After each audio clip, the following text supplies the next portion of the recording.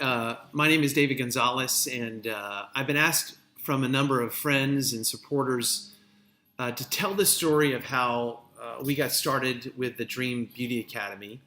My wife, Christy, and I got started in 2010 simply by sponsoring some kids to go to school in Kigali, Rwanda.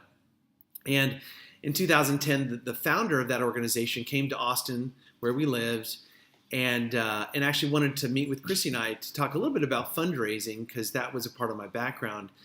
And in that conversation, we started talking about vocational schools and the need for jobs really in a country like Rwanda. The idea of really teach a man to fish versus give a man to fish was on his heart and our heart. And when he learned that we had owned cosmetology and barber schools, we started talking about the possibility and is there a need for a school like that in Rwanda, and would Africa New Life, could they partner with us in that? So later that year, about 6 or 8 months later, we actually flew, Christy and I and our oldest son, flew to Kigali to get a sense for the market, to understand, do Africans in Kigali, do they value hair services? What do those services cost? Are there other schools? And what is the availability for students to go to school? And what we found was really an amazing environment, one that students absolutely would be interested in attending a school like this, that people in Kigali and Rwanda and quite frankly across Africa really valued their hair as both an asset for their beauty, but also as a way to help them be looking presentable so they could get jobs.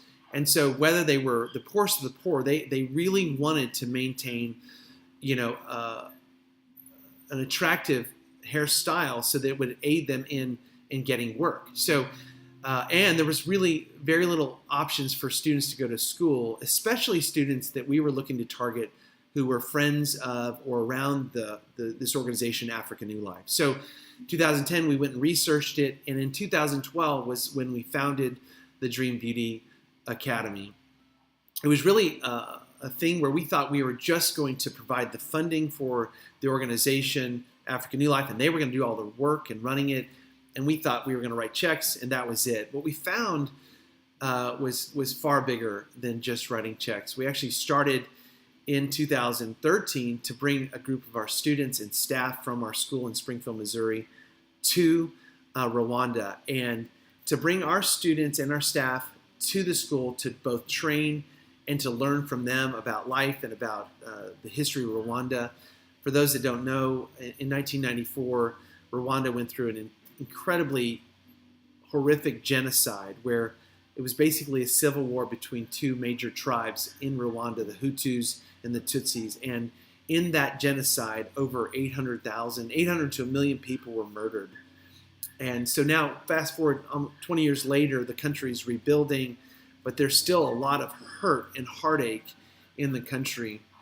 So we wanted to be a part of the healing of that through providing education and a way for people to have jobs. And so when our students went over there, they both benefited from the learning of that and the giving of their money and their time and attention to these students. What we learned from those students is that at this point, almost 90% of those students actually came out of prostitution, out of sex trafficking.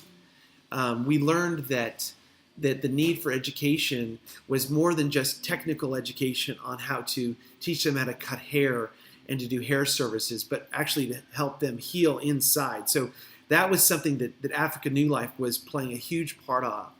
One story in particular that I want to tell you about was Mama Sandrine, was one of our notable students in the last year. Mama Sandrine came to the school, very poor and impoverished, former prostitute, actually was so broken and in some ways scary. She actually threatened to kill our educator, Beatrice. She said, I want to cut you. I want to cut you. I mean, she was scary. And this was the nature of some of our students. They were truly broken. Fast forward after graduation, Mama Sandrine came to truly forgive the people that had abused her over the last 20 years. She placed her faith. She really discovered faith in our school. and actually is now working in a salon and is a big friend to the school, comes back to the school to educate our students. And it's just been a miraculous transition and transformation for Mama Sandrine.